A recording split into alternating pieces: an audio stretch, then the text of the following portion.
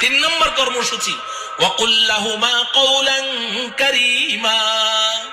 মা বাবার সাথে নরম স্বরে, আদরের স্বরে কথা বলো, আদর করে করে মা বাবার সাথে কথা বলো। যখন মা বাবা বুড়া বুড়ি হয়ে যাবে, তো সে তোমার ছোট বাচ্চা, 3 বছর 4 বছরের বাচ্চার মতো হয়ে গেছে। তোমার 3 বছরের সন্তানটার সাথে বলো, তুমি যখন ঘর থেকে বের হও, তো বাচ্চাটাকে কোলে নিয়ে 2 গালে চুমু দিয়ে বলো, আব্বু তোমার জন্য কি আনবো, মজা আনবো, তক্কেত আনবো, বিক্কু আনবো, কি ঢং করে করে তুমি কথা বলছো। তো তোমার বাচ্চাটার সাথে এত সুন্দর করে কথা বলো, মা বাবার সাথে কথা বলতে গেলে তখন তোমার মেজাজটা কেন খারাপ হয়ে যায়?